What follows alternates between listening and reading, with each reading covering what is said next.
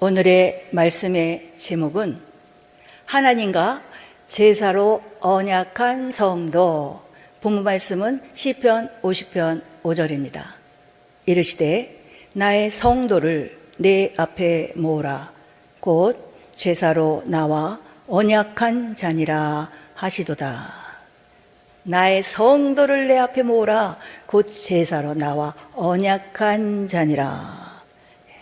성도는 하나님과 제사로 언약한 자입니다.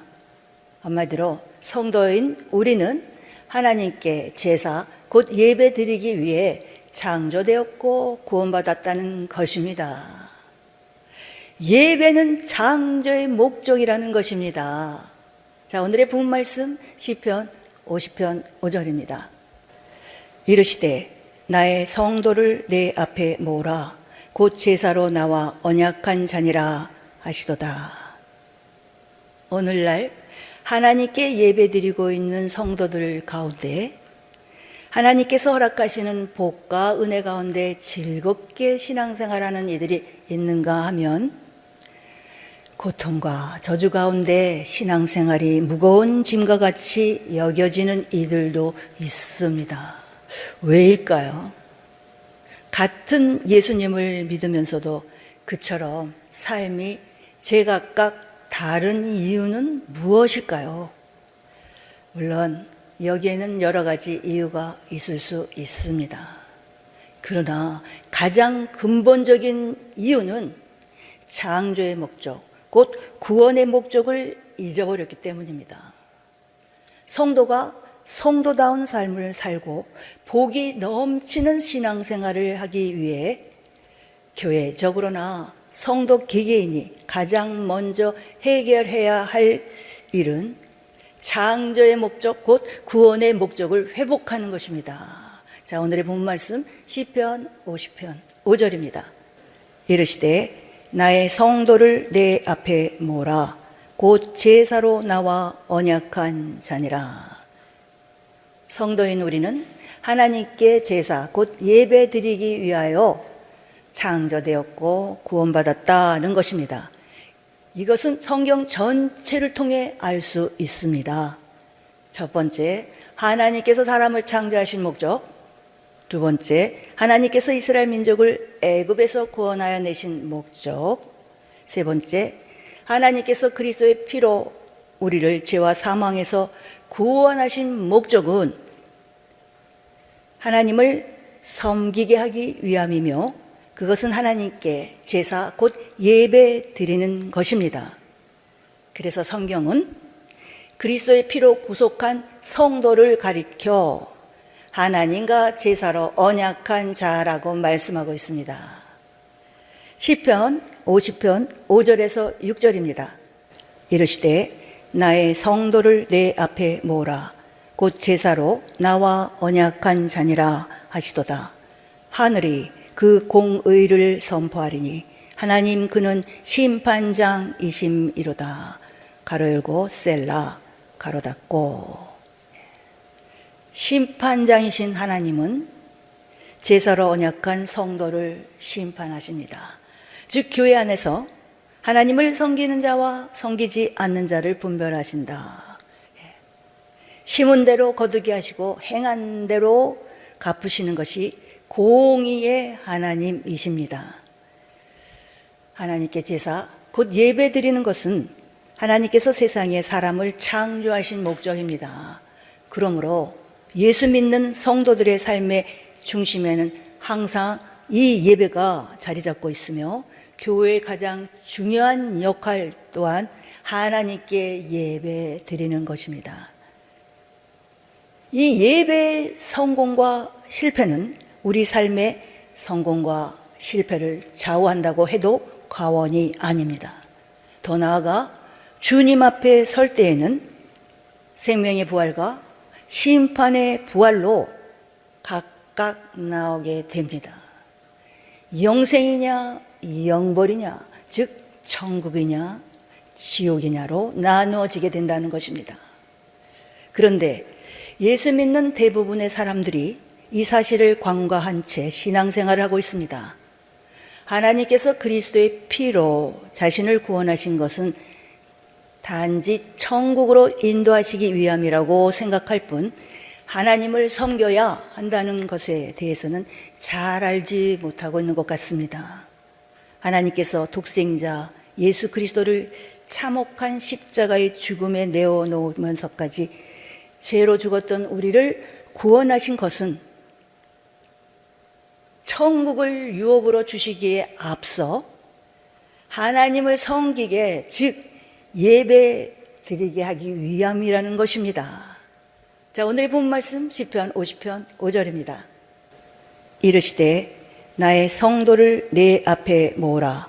곧 제사로 나와 언약한 자니라 하시도다. 하나님과 제사로 언약한 성도. 성도인 우리는 하나님께 예배드리기 위해 창조되었고 구원받았습니다. 한마디로 예배는 창조의 목적이며 구원의 목적입니다. 이처럼 하나님께서 우리를 구원하신 목적, 곧 창조하신 목적이 하나님께 예배드리게 하기 위함이라는 것을 신구약 성경 전체를 통해 확인할 수 있습니다. 자, 첫 번째, 하나님께서 사람을 창조하신 목적입니다. 먼저 창세기를 보면 1장에서는 하나님께서 천지 만물을 창조하셨습니다. 땅이 혼돈하고 공허하며 흑암이 깊음 위에 있는 가운데 하나님은 6일간의 창조 사역을 시작하셨습니다. 첫째 날부터 여섯째 날까지 빛과 어둠, 하늘과 땅과 바다, 땅의 각종 풀과 씨 맺는 채소와 과목, 해와 달과 별들, 바다의 각종 물고기와 생물, 하늘의 각종 새들, 땅의 각종 짐승과 육축을 만드셨습니다. 그리고 마지막으로 사람을 창조하셨습니다. 자, 창세기 1장 26절에서 27절입니다. 하나님이 가라사대 우리의 형상을 따라 우리의 모양대로 우리가 사람을 만들고 그로 바다의 고기와 공중의 새와 육축과 온 땅과 땅에 기는 모든 것을 다스리게 하자 하시고 하나님이 자기 형상 곧 하나님의 형상대로 사람을 창조하시되 하나님은 자기 형상 곧 하나님의 형상대로 사람을 창조하셨다고 말씀합니다. 하나님께서 사람을 창조하시는 과정은 창세기 2장 7절에 구체적으로 설명되어 있습니다. 자, 창세기 2장 7절입니다. 여호와 하나님이 흙으로 사람을 지으시고 생기를 그 코에 불어넣으시니 사람이 생명이 된지라. 여호와 하나님이 흙으로 사람을 지으시고, 흙으로 사람을 지으셨다는 말은 하나님께서 사람의 육체를 흙으로 만드셨음을 뜻합니다. 이같이 흙으로 만들어진 사람에게 하나님께서 생기를 불어 넣으시니 생명이 되었다고 합니다. 이처럼 하나님은 사람을 창조하실 때 육체만을 짓지 않으시고 육체 안에 영을 두사 사람으로 하여금 여호와 하나님을 알게 하셨습니다. 이는 사람을 만드시되 육과 함께 영을 가진 유일한 존재로, 그래서 이런 사람을 가리켜 만물의 영장이라고 말합니다. 그러면 왜 하나님은 사람을 이와 같이 창조하셨을까요? 생기를 그 코에 불어넣으시니 사람이 생명이 된지라. 하나님이 첫사람 아담에게 생기, 하나님의 영을 불어넣으심으로 하나님과 교통할 수 있는 영적 존재, 곧 생명, 산영이 되게 하셨다라는 것입니다. 첫사람 아담은 믿는 자로부터 시작되었다라는 것입니다. 하나님을 섬기는 예배자로 시작되었다라는 뜻이기도 합니다. 창세기 3장에서는 첫사람 아담이 하나님과의 언약을 어김으로 인해 에덴 동산에서 쫓겨나 사망에 이르게 된 사건을 기록하고 있습니다. 그리고 이어지는 창세기 4장에서는 에덴 동산에서 쫓겨난 아담이 그 아내 하와와 동침하여 낳은 자녀들 가운데 가인과 아벨이 하나님께 제사 드린 사건을 말씀하고 있습니다. 자, 창세기 4장 1절에서 5절입니다. 아담이 그 아내 하와와 동침하매 하와가 잉태하여 가인을 낳고 이르되 내가 여호와로 말미암아 등남하였다 하니라. 그가 또 가인의 아우 아벨을 낳았는데 아벨은 양 치는 자였고 가인은 농사하는 자였더라. 세월이 지난 후에 가인은 땅의 소산으로 제물을 삼아 여호와께 드렸고 아벨은 자기도 양의 첫 새끼와 그 기름으로 드렸더니 여호와께서 아벨과 그 제물은 연락하셨으나 가인과 그 제물은 연락하지 아니하신지라. 가인이 심히 분하여 안색이 변하니. 에덴 동산에서 쫓겨난 아담과 하와 그리고 그의 자녀들 사이에는 여러 사건들이 있었을 것입니다. 그러나 성경은 오직 가인과 아벨의 드린 제사 곧 예배에 관해서만 기록하고 있습니다. 바로 이것은 하나님께서 사람을 창조하신 목적이 하나님께 제사 곧 예배 드리게 하기 위함임을 나타내고자 하셨을 것입니다. 하나님은 아담의 불순종 사건 이후 가장 먼저 가인과 아벨의 제사에 관하여 언급하심으로써 창조의 목적 곧 구원의 목적이 하나님께 예배 드리는 것임을 증거하신 것입니다. 첫 번째, 하나님께서 사람을 창조하신 목적은 하나님께 제사 곧 예배 드리게 하기 위함입니다. 자, 다음으로 하나님은 노아 600세 홍수로 세상을 심판하신 후 사람들이 땅에 다시 번성하게 될 때에 아브라함에게 나타나셔서 아직 태어나지도 않은 그의 후손을 택하셨습니다. 그들이 구약 선민 이스라엘 자손입니다. 자, 창세기 15장 13절에서 16절입니다. 여호와께서 아브라함에게 이르시되 너는 정령이 알라. 네 자손이 이방에서 객이 되어 그들을 섬기겠고 그들은 400년 동안 네 자손을 괴롭게 하리니 그 섬기는 나라를 내가 징치할지며 그 후에 네 자손이 큰 재물을 이끌고 나오리라. 너는 장수하다가 평안히 조상에게로 돌아가 장사될 것이요 네 자손은 4대 만에 이 땅으로 돌아오리니 이는 아모리 족속의 죄악이 아직 관영치 아니함이니라 하시더니. 하나님은 아브라함의 자손이 이방에서 객이 되어 그 나라를 400년간 섬길 것이며 하나님께서 그 섬기는 나라를 징치하신 후에 그들이 큰 재물을 이끌고 가나안 땅으로 돌아오게 될 것이라고 약속하셨습니다. 그 약속대로 하나님은 이스라엘 자손으로 애굽에서 객이 되어 그 땅에서 번성케 하셨고 이렇게 번성한 그들을 두려워한 애굽 왕의 압제 아래 신음하던 이스라엘 백성을 애굽 나라의 10가지 재앙을 통해 구원하여 내셨습니다. 자, 하나님은 왜 이스라엘 자손을 택하시고 그들을 애굽에서 구원하여 내셨는가? 하나님은 이스라엘 자손의 출애굽을 통하여 우리를 창조하시고 구원하신 목적을 보다 구체적으로 말씀하셨습니다.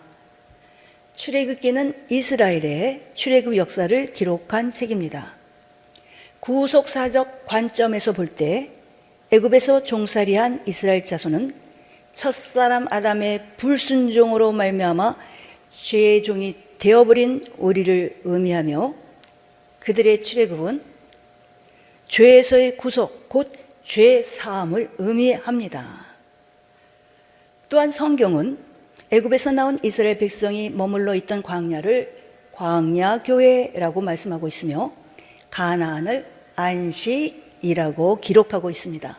그러므로 이스라엘 백성이 애굽에서 나와 광야교회에서 40년 동안 생활하다가 가나안 땅을 유업으로 얻게 되는 과정은 오늘날 우리가 예수 그리스도를 믿음으로 세상에서 교회로 들어와 교회 생활하다가 천국에 들어가는 과정에 대한 예표입니다. 따라서 이스라엘의 출애굽의 목적은 우리를 구원하신 목적을 의미합니다. 하나님께서는 이스라엘 백성을 애굽에서 구원하시기 위해 모세를 애굽의 바로에게 보냅니다. 그러나 하나님은 그들을 단번에 구원하지 않으시고 오히려 바로의 마음을 의도적으로 강팍하게 하여 애굽 땅에 10가지 재앙을 내리십니다. 그리고 그때마다 모세를 바로에게 보내어 말씀을 전하게 하시는데 그 말씀 가운데서 하나님께서 이스라엘 자손을 애굽에서 구원하여 내시는 목적을 찾을 수 있습니다. 자, 출애굽기 3장 12절입니다. 하나님이 가라사대 내가 정녕 너와 함께 있으리라. 네가 백성을 애굽에서 인도하여 낸 후에 너희가 이 산에서 하나님을 섬기리니 이것이 내가 너를 보낸 증거니라. 모세가 이스라엘 백성을 애굽에서 인도하여 낸 후에 그들이 이 산에서 하나님을 섬기게 될 것이다. 다시 말하면 하나님께서 이스라엘 백성을 애굽에서 인도하여 내시는 이유는 그들로 하나님을 섬기게 하기 위해서라는 것입니다.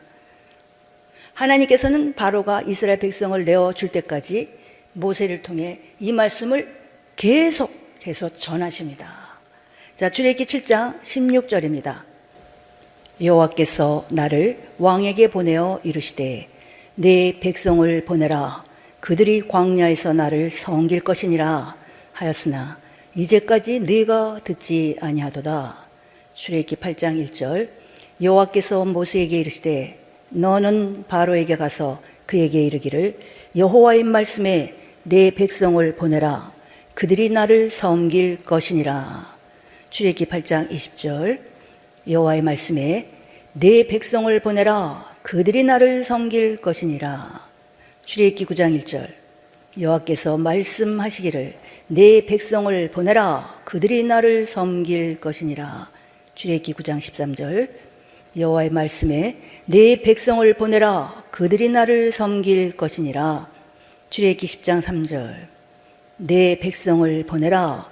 그들이 나를 섬길 것이라. 이와 같이 하나님은 모세를 바로에게 보내실 때 단 한 번도 내 백성을 보내라. 내가 그들의 열조 아브라함과 이삭과 야곱에게 맹세한 가나안 땅으로 인도하여 드리리라 하고 말씀하지 않으셨습니다.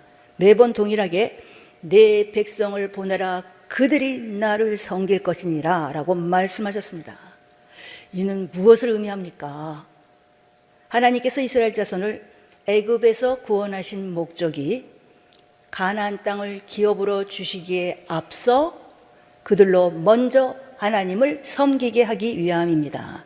다시 말해 이스라엘의 출애굽의 목적은 이스라엘 백성을 가나안 땅으로 인도하는 데 있는 것이 아니라 광야에서 하나님을 섬기게 하는 데 있었다는 것입니다. 하나님께서 사람을 창조하신 목적, 출애굽기를 통해 이스라엘 백성을 애굽에서 구원하신 목적, 독생자 예수 그리스도를 십자가에서 죽게 하시면서까지 죄와 허물로 죽은 우리를 구원하신 목적은 하나님을 섬기게 하기 위함이며 그것은 하나님께 제사 곧 예배 드리는 것입니다. 그래서 성경은 그리스도의 피로 구속한 성도를 가리켜 하나님과 제사로 언약한 자라고 말씀하고 있는 것입니다. 자, 시편 50편 5절에서 6절입니다. 이르시되 나의 성도를 내 앞에 모으라.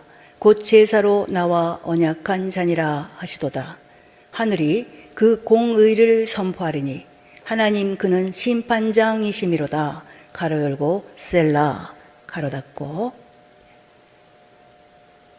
성도인 우리는 하나님과 제사로 언약한 자입니다. 이는 창조의 목적, 곧 구원의 목적이 하나님께 제사, 곧 예배드리는 것임을 뜻합니다. 하나님은 제사로 언약한 성도를 심판하시는 심판장이십니다. 즉 교회 안에서 하나님을 섬기는 자와 섬기지 않는 자를 분별하신다는 것입니다. 섬기는 자는 생명의 부활로, 섬기지 않는 자는 심판의 부활로, 즉 풀무불에 들어가게 되는 것을 의미합니다. 신약시대에 이르러 하나님은 독생자 예수 그리스도를 이 땅에 보내셔서 십자가에서 피 흘려 죽게 하심으로 구속의 언약을 성취하셨습니다.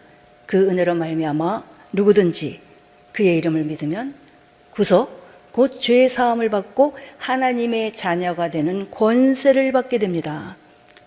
자, 그렇다면 하나님은 왜 독생자를 십자가 죽음에 내어 놓으시면서까지 허물과 죄로 죽은 우리를 구원하셨을까요? 앞서 우리가 알아봤듯이 이스라엘 자손을 애굽에서 구원하신 목적은 우리를 죄에서 구원하신 목적과 동일합니다. 그러므로 하나님께서 독생자를 참혹한 십자가의 죽음에 내어 놓으시면서까지 죄로 죽었던 우리를 구원하신 것은 천국을 유업으로 주시기에 앞서 하나님을 섬기게 하기 위함인 것입니다. 그래서 히브리서 기자는 예수 그리스도께서 자신을 들여 우리를 구원하신 목적을 이렇게 말씀하고 있습니다. 자, 히브리서 9장 14절입니다.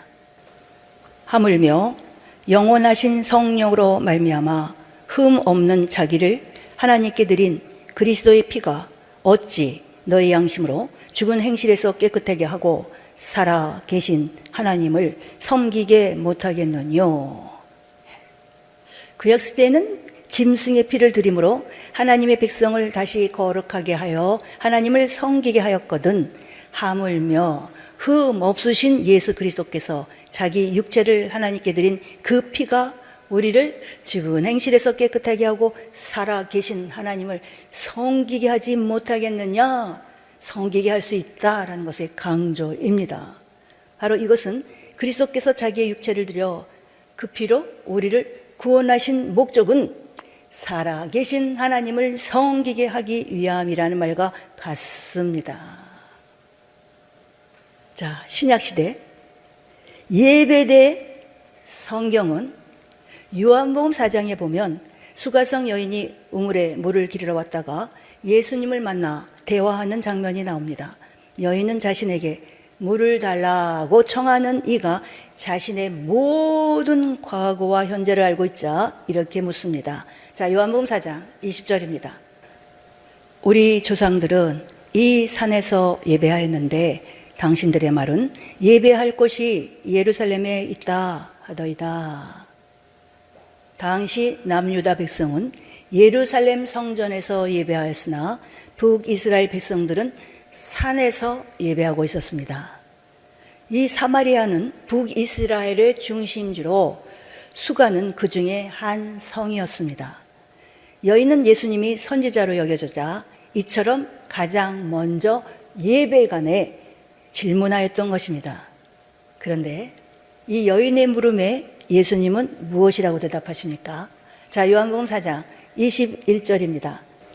예수께서 가라사대 여자여 내 말을 믿으라. 이 산에서도 말고 예루살렘에서도 말고 너희가 아버지께 예배할 때가 이르리라. 이어서 요한복음 4장 23절에서 24절 아버지께 참으로 예배하는 자들은 신령과 진정으로 예배할 때가 오나니 곧 이 때라. 아버지께서는 이렇게 자기에게 예배하는 자들을 찾으시느니라. 하나님은 영이시니 예배하는 자가 신령과 진정으로 예배할지니라. 너희가 아버지께 예배할 때가 이르리라. 아버지께 참으로 예배하는 자들은 신령과 진정으로 예배할 때가 오나니 곧 이때라. 하나님은 영이시니 예배하는 자가 신령과 진정으로 예배할지니라 라고 말씀하십니다. 자, 이뤄볼 때 예수님께서 수가성 여인과 대화하신 목적은 바로 예배에 관하여 교훈하시기 위함이었음을 알 수 있습니다. 그러면 예수님께서 여인에게 예배관에 교훈하시려 한 이유가 무엇이겠습니까? 바로 예배 드리는 것이 하나님께서 사람을 창조하신 목적, 곧 구원하신 궁극적인 목적이기 때문입니다. 하나님께서 이스라엘 민족을 애굽에서 인도해내신 목적, 곧 하나님께서 그리스도의 피로 우리를 죄와 사망에서 구원하신 목적은 하나님을 섬기게 하기 위함이며, 그것은 하나님께 제사, 곧 예배 드리는 것입니다. 그래서 성경은 그리스도의 피로 구속하신 성도를 가리켜 하나님과 제사로 언약한 자라고 말씀합니다. 하나님과 제사로 언약한 성도, 본 말씀 시편 50편 5절입니다.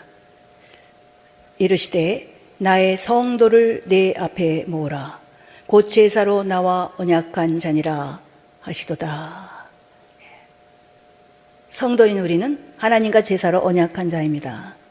한마디로 우리는 하나님께 제사, 곧 예배 드리기 위해 창조되었고 구원받았다는 뜻입니다. 예배는 창조의 목적이라는 것입니다.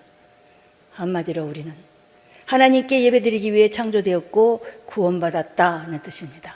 이것은 성경 전체를 통해서 알 수 있는데, 첫 번째, 사람을 창조하신 목적, 두 번째, 이스라엘의 출애굽 과정을 통해서 이스라엘을 출애굽시키신 목적, 세 번째, 예수 그리스도의 피로 우리를 구속하신 목적, 이렇게 모두 하나님께 예배드리는 것이 창조의 목적이요 구원의 목적임을 분명하게 보여주고 있습니다.